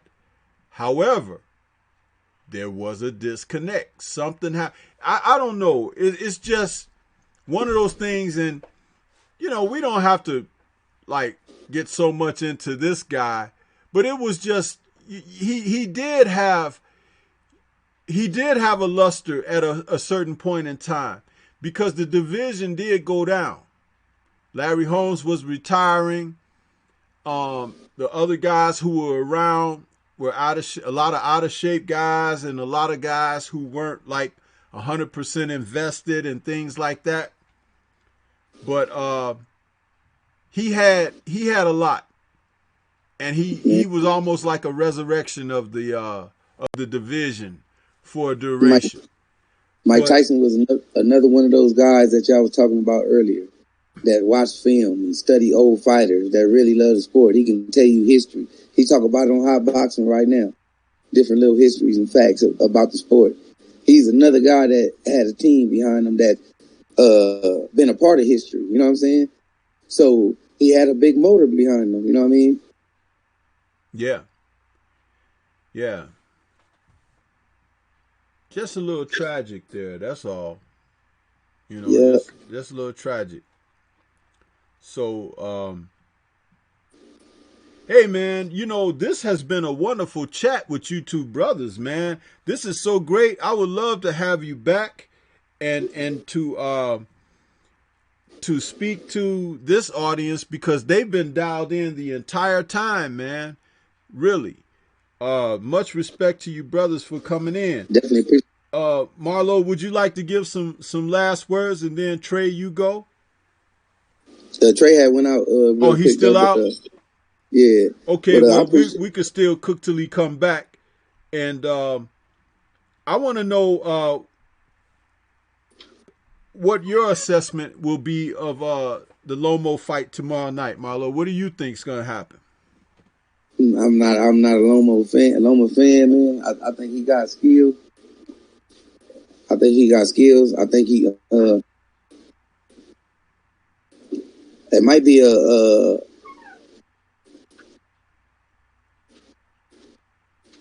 I ain't even gonna disrespect him like that, man. But I'm not a fan of Loma. I'm picking Conley, man, by 9th round KO. You know what I'm saying? That's just what I'm hoping for. So I ain't, you know what I'm saying? I ain't gonna go into the disrespect of the guy, man. But I think Lomo's bag of tricks is about over with. I'll say it's gonna come to an end sooner or later. I'm gonna say that. Well, that's you know what that's fine. If you don't like the brother, that's fine. I'd rather you be sincere than to bite your tongue because we're here to talk about it. We're here to give our opinions, and that don't mean that people have to like it. You know what I mean? Yeah. so, You know, I done said it so much. You know what I'm saying? I'm gonna leave it at that. I pick against him. I ain't doubting his skill. He just one fighter. You know what I'm saying? That I see that ain't got it. You know what I'm saying? I see that his ceiling is gonna be so far. You know what I'm saying? So every fight, every step of fight, I'm like, this might be it for him. You know what I mean? That's just one of those fighters. cool. Now on the horizon, we got Sean Porter and Earl Spence coming. What's your pre excitement on that? You don't have to give me a pick or anything, but tell me what your thoughts are about this fight coming up. Yeah, I give you the pick and everything. Man, I see the fight being entertaining for as long as it lasts. I see Spence typically breaking them down. You know, showing us how tough Porter really is. You know what I'm saying? Porter, I see him coming out this fight either with respect or, you know what I'm saying, this is going to be just a run-through fight. If he can't stick in there, he can't hang up in that pocket, you know what I'm saying, it's going to be a long night for Porter because we already saw he ain't a good outside fighter. You know what I'm saying? We already saw his potential from the outside, and it ain't 12 weeks ain't going to change that. And you messing with an elite fighter, a strong fighter who hardly ever changed out of position. Hardly ever out of position. You know what I'm saying? So he breaks you down through the body. You got a nice jab. You know how to set up. He left-handed. So that's definitely going to be difficult for him. I just see him get. What was that last part you said? I'm sorry, brother. You trailed off.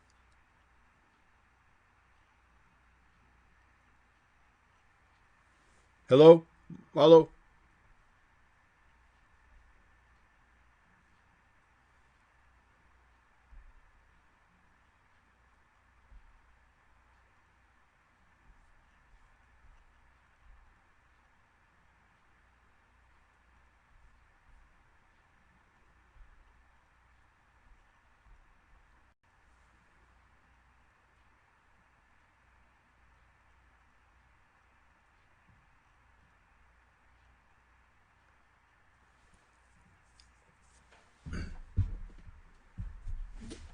Can you hear me? Yeah, I hear you now. I had got a phone call. My bad. But I Oh, said it all depends on what Spence gonna do. He say he want to stop him. He gonna stop him. I believe he gonna stop him somewhere in the late rounds. I got Spence. yeah, that's gonna be interesting, man. And if he's able to stop this guy in spectacular form, that's gonna wow his trajectory is gonna shoot through the roof. You know, That's going to be really special. All right, my bad, everybody. I had got a phone call. Had to ignore it real quick though. I just got that gas, goddamn. I'm on. Shit, I'm ready for tomorrow, man. So I got some heat in this motherfucker.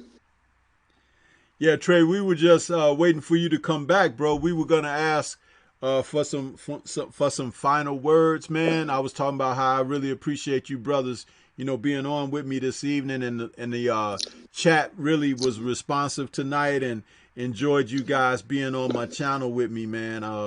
You got some, and we got to do this again, brothers, us three, because this seems like they really responded positively with this. So you got some last words for us, bro? I mean, I just want to thank you for inviting us and shit. You know what I'm saying? I know I've been saying I was going to come for a while, but goddamn, we pulled up tonight. Appreciate everybody came through to check us out and shit, man. Y'all come through and fuck with us tomorrow for the Lomachenko versus Luke Campbell fight. The shit should start at like 4 o'clock Central tomorrow. You know what I'm saying? So y'all pull up on that. Appreciate everybody once again. Appreciate you, Stormybman, goddamn.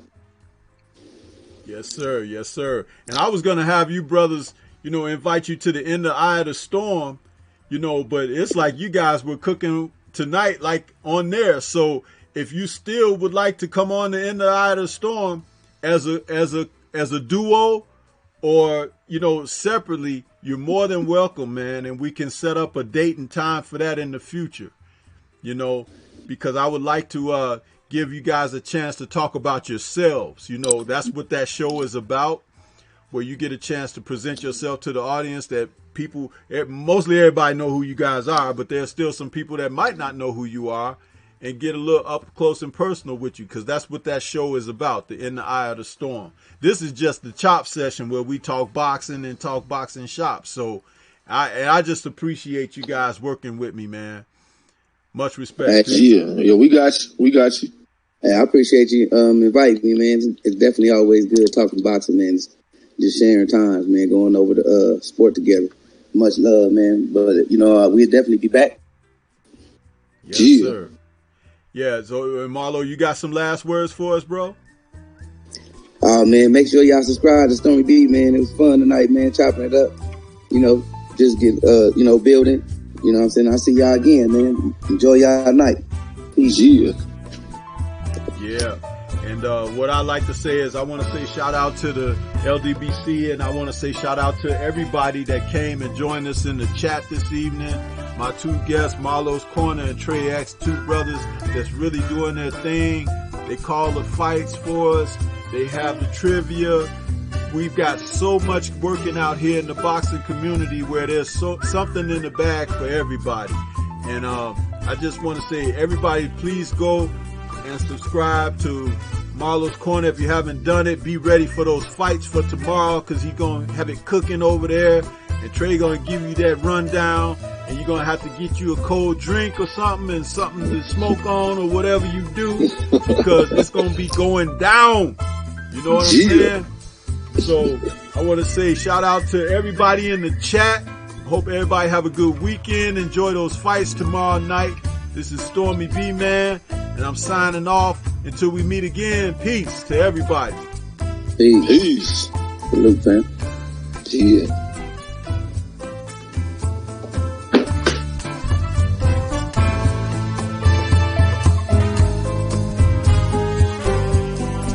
Is it all still? We can play out for a little bit. If you guys want to mute your mic a moment, and then I'll